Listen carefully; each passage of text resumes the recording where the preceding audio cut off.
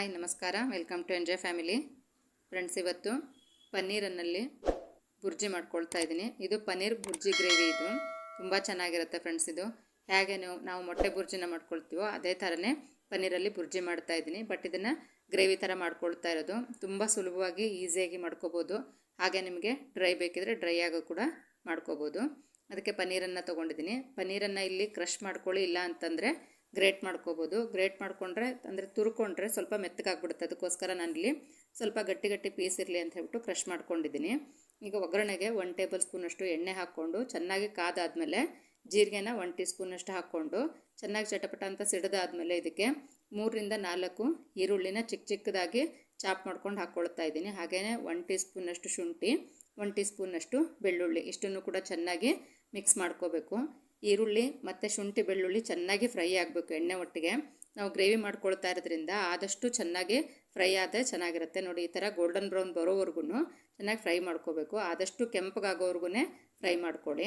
ಆಮೇಲೆ 1 ಟೀ ಸ್ಪೂನಷ್ಟು ಅರಿಶಿನ, 1.5 ಟೀ ಸ್ಪೂನಷ್ಟು ಅಚ್ಚ ಖಾರದ ಪುಡಿನ ಹಾಕ್ಕೊಳ್ತಾ ಇದ್ದೀನಿ. ಮತ್ತು 1 ಟೀ ಸ್ಪೂನಷ್ಟು ಉಪ್ಪು, 1 ಟೀ ಸ್ಪೂನಷ್ಟು ಧನಿಯಾ ಪುಡಿ, ಇಷ್ಟನ್ನು ಹಾಕ್ಕೊಂಡು ಚೆನ್ನಾಗಿ ಎಣ್ಣೆ ಬಿಟ್ಟೋವರೆಗೂ ಅದರೊಟ್ಟಿಗೆ ಚೆನ್ನಾಗಿ ಫ್ರೈ ಮಾಡ್ಕೋಬೇಕು.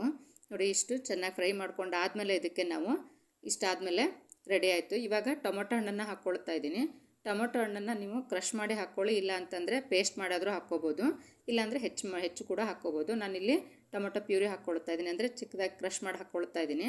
ಹಾಗೆಯೇ ಅದೇ ಕಪ್ಪಲ್ಲಿ 1 ಕಪ್ನಷ್ಟು ನೀರನ್ನು ಹಾಕ್ಕೊಳ್ತಾ ಇದ್ದೀನಿ. ಗ್ರೇವಿ ಮಾಡ್ಕೊಳ್ತಾ ಇರೋದ್ರಿಂದ ಇದಕ್ಕೆ ನೀರನ್ನು ಹಾಕಲೇಬೇಕಾಗತ್ತೆ. ಎಣ್ಣೆ ಬಿಡೋವರೆಗೂ ಚೆನ್ನಾಗಿ ಕುದ್ಕೊಂಡು ಆದಮೇಲೆ ಇದಕ್ಕೆ ಪನ್ನೀರನ್ನು ಹಾಕ್ಕೊಳ್ತಾ ಇದ್ದೀನಿ. ಕ್ರಷ್ ಮಾಡ್ಕೊಂಡಿರೋಂಥ ಪನ್ನೀರು, ಇದು ಕೂಡ ಅದರೊಟ್ಟಿಗೆ ಚೆನ್ನಾಗಿ ಹೊಂದ್ಕೋಬೇಕು. ಅಲ್ಲಿವರೆಗೂ ಮಿಕ್ಸ್ ಮಾಡ್ಕೋಬೇಕು. ನಿಮಗೆ ಗಟ್ಟಿ ಬೇಕು ಅಂತಂದರೆ ಇಷ್ಟಕ್ಕೆ ಬಿಟ್ಬಿಡಿ, ಅಂದರೆ ಪನ್ನೀರ್ ಥರನೇ ಇರಲಿ, ಬುರ್ಜಿ ಥರ ಇರಲಿ ಅಂತಂದರೆ ಹೀಗೆ ಬಿಟ್ಬಿಡಿ. ಇಲ್ಲ ನಿಮಗೆ ಸ್ವಲ್ಪ ಗ್ರೇವಿ ಸ್ಟ್ರಕ್ಚರಲ್ಲಿ ಬೇಕು ಅಂದರೆ ಇನ್ನೊಂದು ಸ್ವಲ್ಪ ನೀರನ್ನು ಹಾಕ್ಕೋಬೋದು. ಈಗ ಇದಕ್ಕೆ ಕಸೂರಿ ಮೇಥಿ ಹಾಕ್ಕೊಳ್ತಾ ಇದ್ದೀನಿ 1 ಟೀ ಸ್ಪೂನಷ್ಟು. ಹಾಗೆಯೇ 1 ಟೀ ಸ್ಪೂನಷ್ಟು ಉಪ್ಪು, ಒಂದು ಅರ್ಧ ಟೀ ಸ್ಪೂನಷ್ಟು ಬೆಲ್ಲ, 1 ಟೀ ಸ್ಪೂನಷ್ಟು ಗರಂ ಮಸಾಲ ಮತ್ತು 1 ಟೀ ಸ್ಪೂನಷ್ಟು ಜೀರಿಗೆ ಪುಡಿ ಹಾಕ್ಕೊಂಡು, ನಾನು ಮುಂಚೆನೇ ಹೇಳಿದಾಗೆ ನಾನು ಗ್ರೇವಿ ಮಾಡ್ತಾ ಇರೋದ್ರಿಂದ ಇಲ್ಲಿ ಇನ್ನೊಂದು ಕಪ್ನಷ್ಟು ನೀರನ್ನು ಹಾಕ್ಕೊಂಡು ಕುದಿಸ್ಕೊಳ್ತಾ ಇದ್ದೀನಿ. ಇವಾಗ ಮಸಾಲೆ ಒಟ್ಟಿಗೆ ಪನ್ನೀರು ಚೆನ್ನಾಗಿ ಬೆಂದ್ಕೊಂಡು ಎಣ್ಣೆ ಬಿಡಬೇಕು, ಅಲ್ಲಿವರೆಗೂ ಫ್ರೈ ಮಾಡ್ಕೋಬೇಕು.